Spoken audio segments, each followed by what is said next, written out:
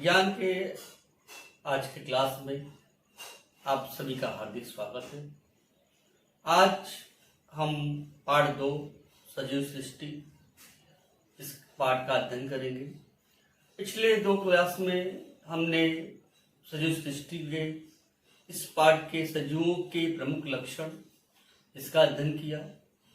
सजीवों के प्रमुख लक्षण वृद्धि,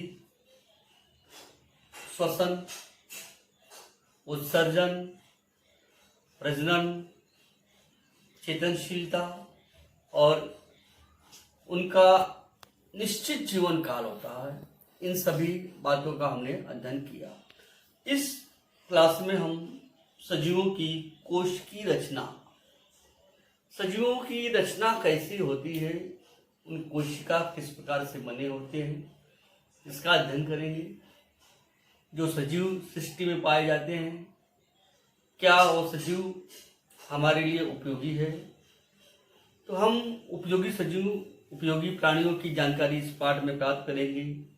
कुछ सजीव हमारे लिए हानिकारक है, उन हानिकारक सजीवों की जानकारी प्राप्त करेंगे। और कुछ हिंसक है, हिंसक सजीव कौन कौन से हैं, इसकी जानकारी इस पाठ में हम प्राप्त करेंगे। तो सर्वप्रथम आइए हम पढ़ते हैं कोश की रचना। कोश की रचना क्या होती है? सजीव जिन छोटे छोटे टुकड़े या खंड से, घटकों से बने होते हैं, उन्हें कोशिका कहते हैं। तो कोश की रचना या कोशिका किसे कहते हैं? सजीव जिन छोटे छोटे घटकों से बने होते हैं, उन्हें कोश की रचना या कोशिका कहते हैं।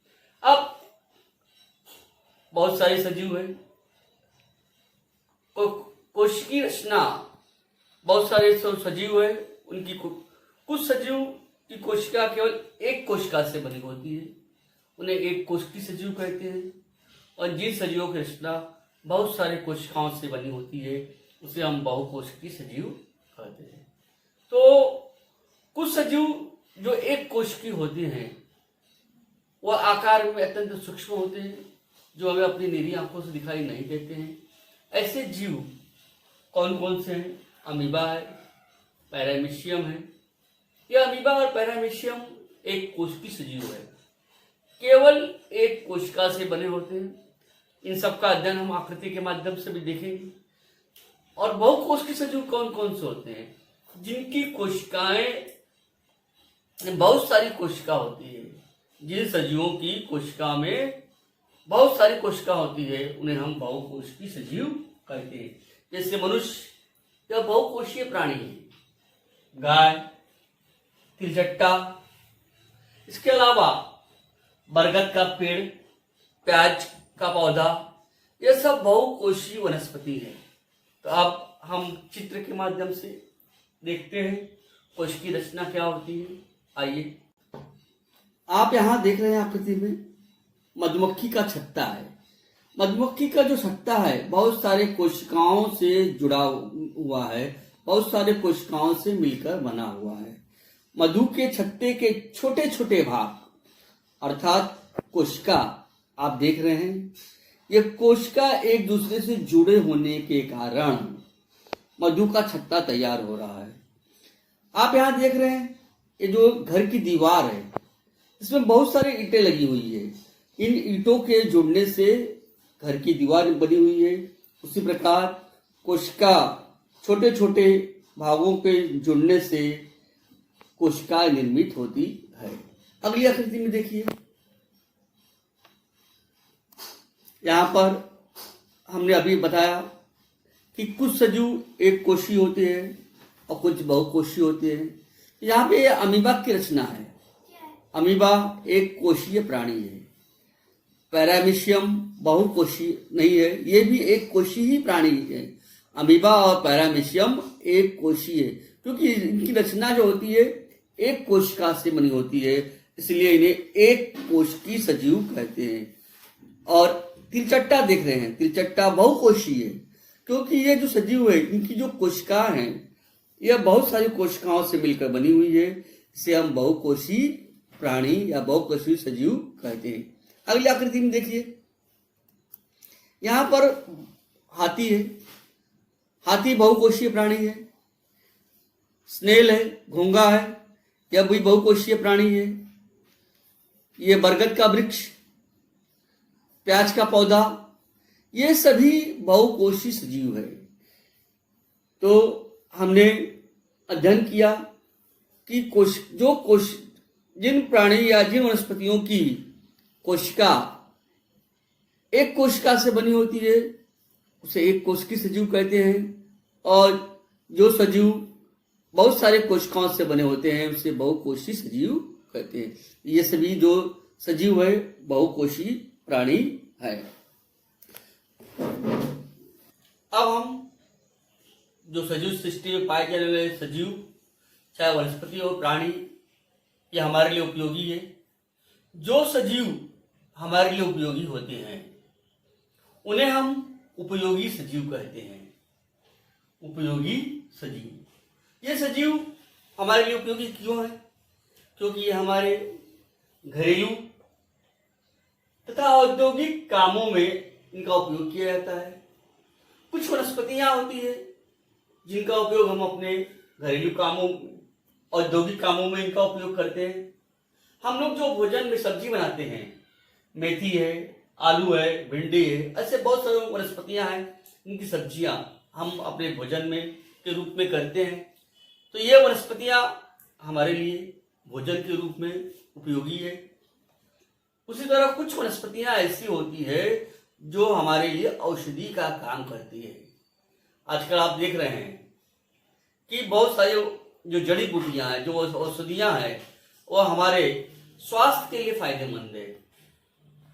तो यहां पर देखिए अड़ूसा, हर्रे, बेहड़ा, शतावरी, ये सब जो औषधियां हैं, ये औषधि वनस्पतियां हैं जो हमारे औषधि के रूप में काम करती है, आयुर्वेद के रूप में काम करती है, दवाओं के रूप में। तो ये जो सजीव है, ये जो वनस्पतियां हैं, हमारे लिए अत्यंत उपयोगी है। और कुछ प्राणी भी हमारे लिए उपयोगी है। हमारे घरेलू कामों में कुत्ता, बिल्ली जैसे जानवर हम पालते हैं, इसका उपयोग हम अपने घरेलू कार्यों के लिए करते हैं। गाय, बकरी, भैंस, ये सब जिनका उपयोग हम अपने घरेलू कार्यों के लिए करते हैं। भोजन के रूप में भी हम मछली खाते हैं, मीट खाते हैं, मुर्गी, बकरी, भेड़, भैंस नहीं खाते हैं। लेकिन कुछ जो प्राणी है जिनका उपयोग हम भोजन के रूप में करते हैं वह हमारे लिए उपयोगी है। व्यवसायों में भी हम इनका उपयोग करते हैं। जिन सजीवों का उपयोग हम व्यवसायों में करते हैं, जैसे कि घोड़ा, बैल, ऊंट, यह विभिन्न व्यवसायों में इनका उपयोग किया जाता है। यह हमारे लिए अत्यंत उपयोगी है। केचुआ तो आप जानते हो, यह एक किसानों का मित्र कहते हैं। केचुआ एक उपयोगी प्राणी है, जमीन में स्थित रहता है, मिट्टी को भुरभुरी बनाने का काम करता है। तो आइए चित्र के माध्यम से देखते हैं कौन कौन से सजीव हमारे लिए उपयोगी है। आइए देखिए, यहाँ चित्र में हम उपयोगी सजीवों के कुछ उपयोगी सजीवों की जानकारी दे रहे हैं। आप यहाँ देख रहे हैं अड़ूसा, यह औषधि वनस्पति है। एक हमने यहाँ पे आलू यहाँ दिखाया गया है, जिसका उपयोग आप अपने भोजन में, सब्जियों में विशेष रूप से करते हैं, या आपका प्रिय सब्जी, प्रिय भोजन के रूप में इसका उपयोग करते हैं। उसी तरह से ये तो वनस्पतियों की बात हो गई। प्राणी जो हमारे लिए उपयोगी है, कुत्ता एक पालतू जानवर है जिसका हम उपयोग अपने घरों में, घरों की सुरक्षा के लिए करते हैं। इस तरह से ये उपयोगी सजीव है। और जो सजीव हमारे लिए हानिकारक होते हैं वो हमारे कौन कौन से सजीव है उसके बारे में जानकारी प्राप्त करेंगे। आइए, जो सजीव हमारे लिए हानिकारक होते हैं, कौन रोगों का प्रसार करते हैं, मच्छर, मक्खी। मच्छरों से बहुत सारी बीमारियां फैलती है। खाद्य पदार्थों पे मच्छर जाने से आजकल आप देखते हैं मलेरिया है, डेंगू है, हैजा, बहुत सारी बीमारियां यह मच्छर मक्खियों द्वारा होती है। तो ये हमारे लिए क्या है, हानिकारक सजीव है। इसके अलावा ये जो जीव है खाद्यान्नों का विनाश करते हैं। जो खेती में हम जिसका उपयोग खाद्यान्न के रूप में करते हैं उनका विनाश करने का काम भी चूहा घूस करते हैं। इसके अलावा बहुत सारे आप देखते हैं प्राणी जो होते हैं उनके विषैले डंक से व्यक्ति की मृत्यु हो जाती है। तो विषैले सांपों के काटने से व्यक्ति की मृत्यु होती है। तो हानिकारक सजीव मतलब जो हमें हानि पहुंचाते हैं, जिन सजीवों से हमें हानि होती है ऐसे सजीवों को हम हानिकारक सजीव कहते हैं। तो कुछ सजीव जो हमारे लिए हानिकारक है चित्र के माध्यम से देखते हैं। आइए देखिए यहाँ पर कुछ आकृति में एक चूहा दिखाया गया है। चूहा देखते ही है आप, हमारे घरों में घुसकर खाद्यान्नों को विनाश करता है। इसके अलावा यहाँ पर आप देख रहे हैं कि जू, किल्ली, मकड़ी, यहाँ मकड़ी है और यहाँ पर आप देख रहे हैं गिरगिट है। विषैले जानवरों के काटने से हमारी मृत्यु हो सकती है। इसके अलावा यहाँ पर हमने हानिकारक वनस्पति दिखाया है, धतूरा है। धतूरा एक विषैली वनस्पति है। जो विषैली वनस्पति है इसको खाने से हमारी मृत्यु हो सकती है। अरबी की पत्तियां हैं, इनका ग्रहण करने से ये हमें गले में इसको खाने से खुजली होती है। और बहुत सारे ऐसे वनस्पतियां हैं, कवक है, शैवाल है, जैसी वनस्पतियों की पानी में अत्यधिक वृद्धि होने पर पीने का पानी दूषित हो जाता है और इससे बीमारियां फैलती है। तो इससे क्या सिद्ध होता है कि जो सजीव हमें हानि पहुंचाते हैं वो हानिकारक है और इनसे हमें अपनी सुरक्षा स्वयं करनी चाहिए। अब अंतिम पार्ट जो हमारा है सजीवों का, हिंसक सजीव। हिंसक मतलब हिंसा फैलाने वाले, जो सजीव एक दूसरे को मार कर खाते हैं, एक दूसरे को मारकर अपना पेट भरते हैं, ऐसे सजीवों को हम हिंसक सजीव कहते हैं। जैसे आप देखते शेर, चीता, भालू। शेर जो है, बाघ, तेंदुआ, ये सब क्या है, एक दूसरे को मारकर जंगल में रहने वाले प्राणी हैं, दूसरों प्राणियों को मार कर खाते हैं। ऐसे प्राणियों को हम हिंसक प्राणी कहते हैं। तो आइए देखते हैं चित्र के माध्यम से कौन कौन से प्राणी हिंसक है। आप देख रहे हैं हिंसक सजीव आकृति 2.17। यहाँ पर शेर है और चीता है।